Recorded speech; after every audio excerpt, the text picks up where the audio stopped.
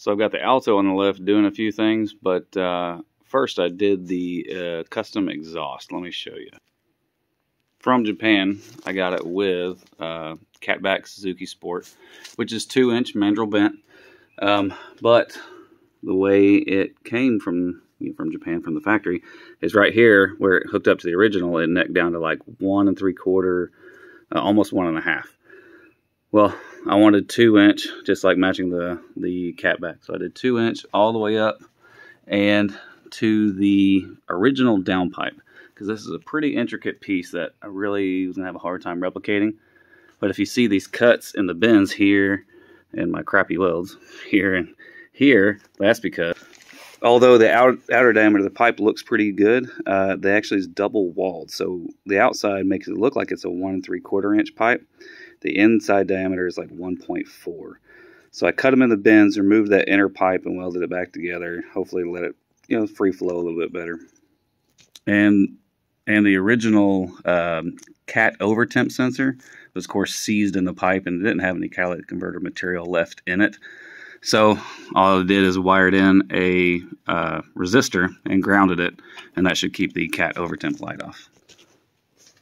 And of course I put in a V-band, so it makes it a little easier if I need to take it off. And don't mind the crappy welds. I use a 110 flux core welder. It's been working great for 15 years. It's not pretty, but it gets the job done.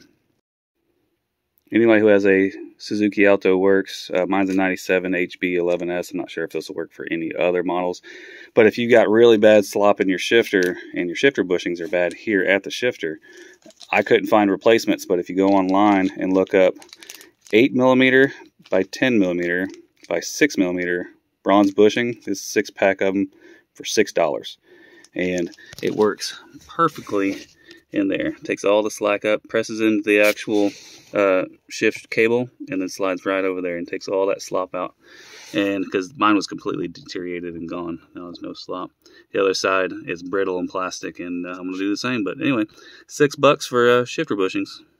All right, and doing the Alto to Geo Metro brake conversion, I'm using a Gen 1 convertible, but it's the same as 95 and up.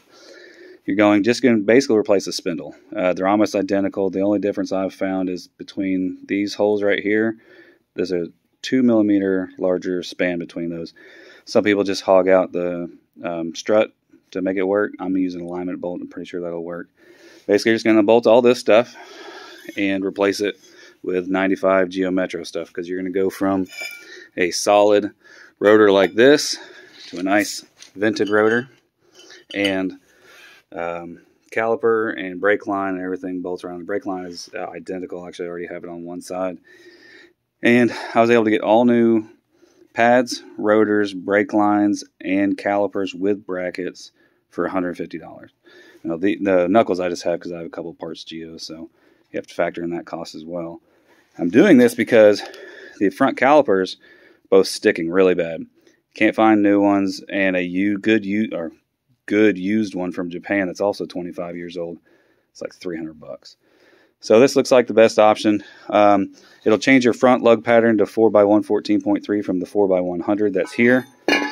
And my fix for that was just going with a multi-pattern wheel. So these are like $300 for these wheels. So cheaper than one used caliper. Sounds like a win. And now I can get wheel bearings, pads, rotors, all these parts here locally, and not have to worry about waiting 2 weeks to get stuff from Japan. Because just the brake shoes I had to replace because the liners fell off. $113 for just those, and I had to wait 2.5 weeks to get them. I wish I could convert those to Geo Metro because they're like $8 here locally. But anyway, we'll get the front knocked out and show you what it looks like. Now you can take your spindles and your rotors to any machine shop and have them re-drilled for 4x100 if you already have a nice set of wheels that you want to keep. I just need an excuse to buy some wheels, so that's why I went the route that I did. So before I get all tore apart, because I already got the other side tore apart, this is what it looks like replacing the caliper, brake line. The reason you got to place the brake line because this actually screws into the caliper. The other style uses a banjo bolt. So otherwise the brake lines are identical. I mean, they even clip in back here on the strut and up here in the exact same spot. But we're going to be swapping out the knuckle, and it's just as easy as that. You undo the CV, you undo the tie rod. There's a bolt down here at the bottom that pins in the ball joint. See that down there? And undo the brake line, and that's it. Just a tip so you don't lose a ton of brake fluid.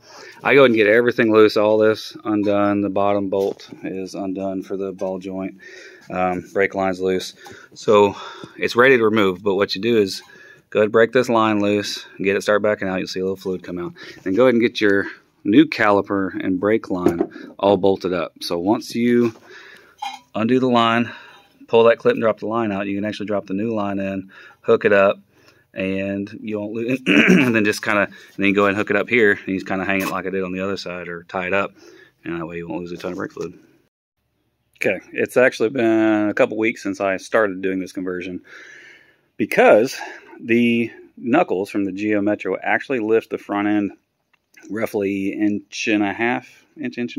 Basically, the difference between here and the top bolts on both setups is about 15 millimeter difference. So, you know, that's a little bit amplified as it comes out here. So 15 mil here might be about 20 mil lift here. So I went a little too crazy cutting springs, and then I was completely dropped out in the bottom. So I went ordered these Downsys, super Downsys lowering springs from Japan, right hand drive, Japan.com I think is what it is. But anyway, source those from them. The fronts are supposed to be 10 to 15 mil lower than the rear, so I'm hoping this will level it out. So to cover all my bases, these two are 2 millimeter apart, so you have to kind of hog out the top side here on both sides. And I used a camber bolt just to be able to, you know, have a little bit of camber adjustment. These are Geo Metro brake lines that bolt right in to the factory stock spot. They're even the exact same length. You got to use them because these are a banjo bolt style fitting, and the others actually screw in. Didn't have to cut off the inner tie rod like they do on the C chassis. This looks like I have enough toe adjustment. Just eyeballing using tape measure. I still have a few threads. You can't really see. You kind of see. So still have some more room for improvement there. I mean, room for adjustment. The other thing is you want to get the lower ball joint bolt and nut from the Metro, because if this thing will focus, well, anyway, the knuckle on the Alto is threaded, so the bolt is a lot shorter. This one actually passes all the way through. It's not threaded, so you have to nut it. There's not enough length of the other bolt to get a nut on there. So we'll pop the wheels back on here and see where it sits. Now, if you don't want to do lowering springs, about 1.5 coil cut off works. I went 1.5, and it was right there, and I decided to take one more off, and that one more was way too much. I was riding ½ inch off my bump stop. Looked cool. I'll slide a picture in here what it looked like, but it just rode like crap. And I'm hoping these springs ride better and sit somewhat level. So we'll see.